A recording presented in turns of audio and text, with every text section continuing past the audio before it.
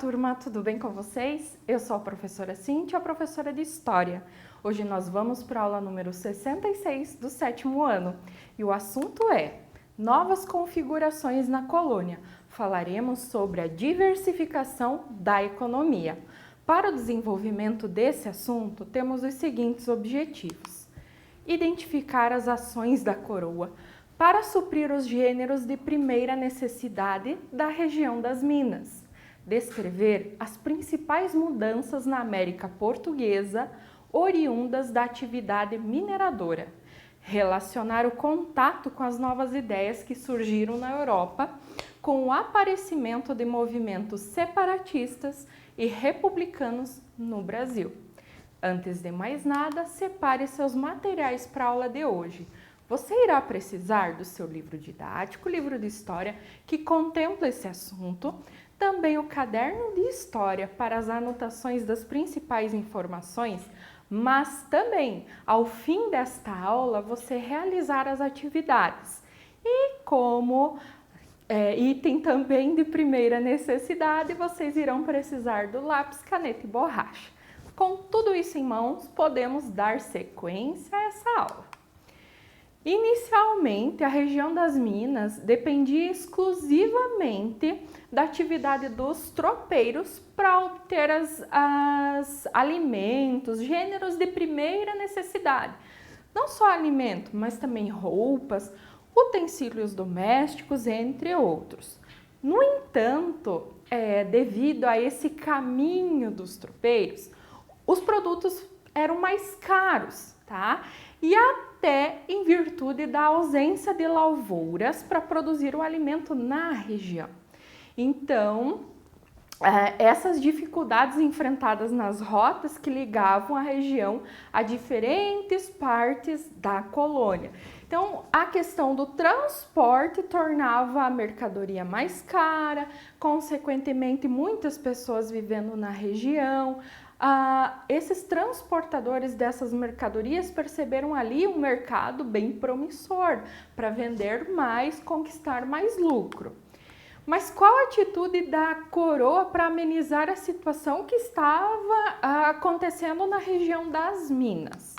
Primeiramente, com o objetivo de amenizar essa situação e garantir a produtividade na exploração das minas, porque isso era mais rentável para a coroa, ela fez o quê? Ela passou a estimular a produção de gêneros alimentícios na região, com o objetivo de reduzir o valor dessa mercadoria. Então, vários produtores que foram incentivados pela disponibilidade de terras que não estavam sendo utilizadas, porque o foco eram as minas, e ainda eles estavam incentivados pelos altos preços da mercadoria na região, uma vez que tinha pouco, consequentemente o valor é maior. Então, muitos passaram a investir em atividades agropastoris ali na região das Minas. Dessa maneira, muitas áreas próprias para a agricultura e também para a criação de gado surgiram na região de Minas Gerais. Isso fez com que a população mineira ou mineradora dependesse menos de produtos que eram vindos do sul, por meio dos tropeiros, ou de São Paulo, que os tropeiros também traziam ali de Sorocaba, né? A expansão da atividade agropecuária foi essencial para o abastecimento do mercado interno lá da região das Minas. Consequentemente, século XVIII, devido à vasta extração, a atividade mineradora entra em declínio. O declínio dela ocorre então na segunda metade do século XVIII. A região não entra em colapso, né? Não entra numa crise geral, porque mais ao sul de Minas Gerais tornou-se uma região, a principal região, diria mais, fornecedora de leite e queijos para a capitania de São Paulo e também para a capitania do Rio de Janeiro. Presta atenção nessa informação. porque no nono ano estudaremos sobre uma República Velha, também conhecida como República do Café com Leite, em que 2 estados vão controlar a política do Brasil. São Paulo, produtor de café, e Minas Gerais, do leite. Então, por isso, a política do café com leite. Grave essa informação no nono ano, vocês vão lembrar. Por isso que eu falo, muitos dos assuntos aqui são pré-requisitos para o entendimento de próximos assuntos. Seja no próximo ano, 8º ano, ou lá na frente no nono ano. Vamos identificar então algumas mudanças que aconteceram na América Portuguesa em virtude da descoberta do ouro.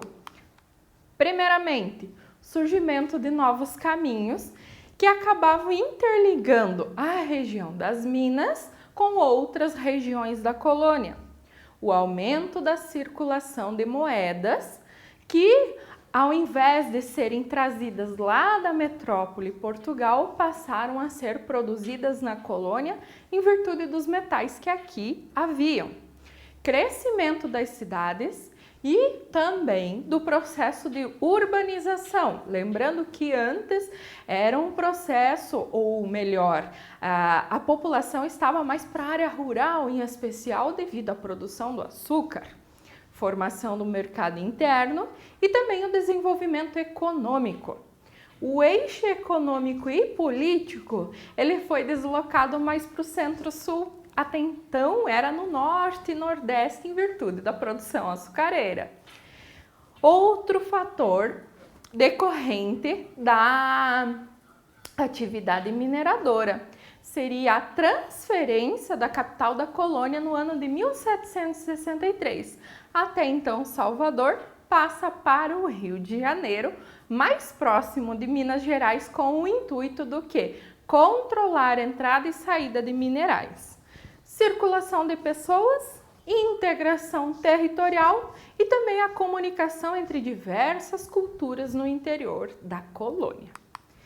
A articulação na América Portuguesa, ela foi favorecida com a extração dos metais preciosos, com certeza.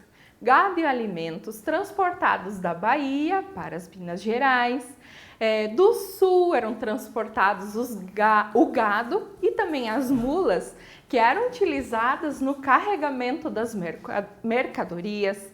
De Sorocaba, lá no interior de São Paulo, transformou-se então numa passagem que era obrigatória, todo mundo teria que passar por aí, dos comboios de animais distribuídos principalmente em Minas Gerais para os carregamentos de ouro. Em Minas Gerais formou-se então um crescente mercado interno que favoreceu o quê? O desenvolvimento da produção agrícola e da pecuária na região. E como que ficou a vida cultural da colônia? Pensando ali o que eles estavam pensando, estudos, conhecimentos.